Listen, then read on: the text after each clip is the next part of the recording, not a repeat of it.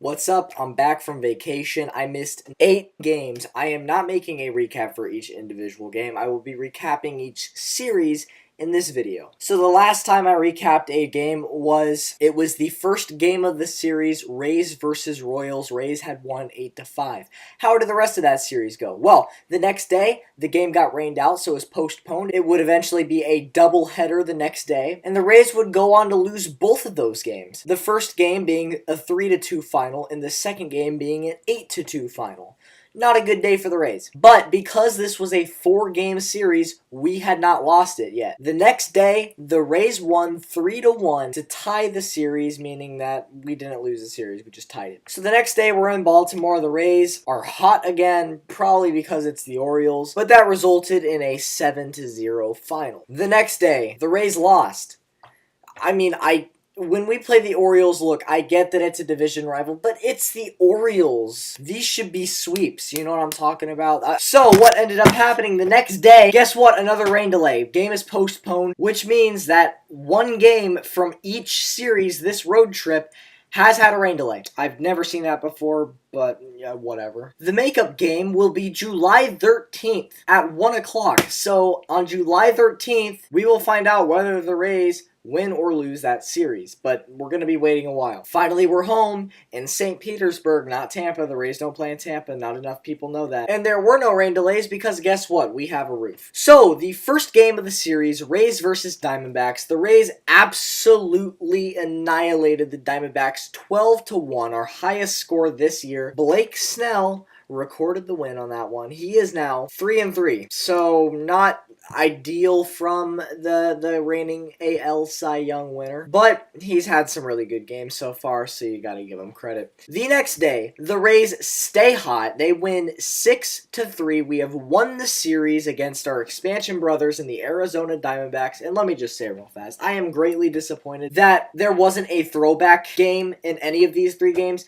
because you were the 1998 expansion brothers, you know, the 2 expansion teams with the D-backs and the D-Rays. So, I would have loved to see the purple Diamondbacks uni against the home Devil Rays uni. I would have loved to see it, but we can't have nice things in the MLB. So, none of that happened. The Rays actually wore their white home jerseys for all 3 games this series. Lame. And the last game of this series was a 3-2 Diamondbacks win. My God, was this frustrating. Holy shit.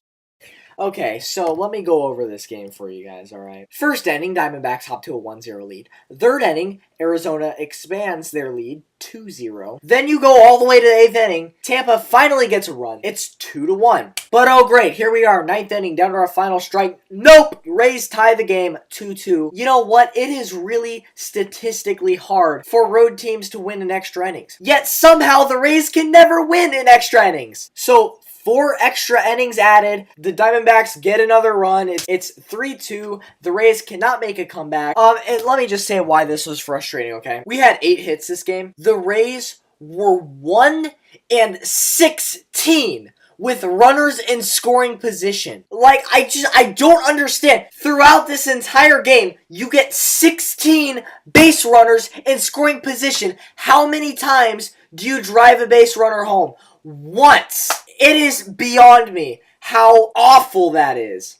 1-for-16 with runners in scoring position. So, hopefully you've made it to the end of this video. I had to cover 8 games here, with the most recent one being, without a doubt, most frustrating one. Tomorrow, the Rays are at Tropicana Field, starting a series against the New York Yankees for the first time this season. The 6-0 Tyler Glasnow will be starting against the 6-1 German, I don't know how to pronounce his name. I don't follow the Yankees, but Glasnow's hot. Glasnow is one of the best pitchers in the major leagues right now. Thank you, Pittsburgh, for giving him to us. This series will have 3 great matchups. Tyler Glasnow opens up the series tomorrow. Then the next day is a bullpen day, so Rays might lose that one. But then the next day, Blake Snell gets the start. So ideally, I would think that the Rays take 2 out of 3 here. Obviously, it is also very well possible that Blake Snell has another meh start and the Rays lose this series 2-1. I don't see a sweep happening either way.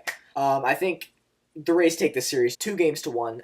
But only time will tell. We'll see what happens. And with that being said, thank you for watching the 8-game recap. I'm sorry I've been gone, but I'm back now. And one last thing, if you've actually somehow made it to the end of this video, I have a Q&A ask questions video that's up right now. Go ask questions. I'll leave it up for another few days until I answer the questions. So Rays up, Rays win 4 of these games, and Rays up, Rays lose 4 of the games. The Rays still have the best record in the major leagues. I want to put that out there right now. Still first place in the AL East. But my God, that most recent game was awful. So with that being said, I will see you in the next video.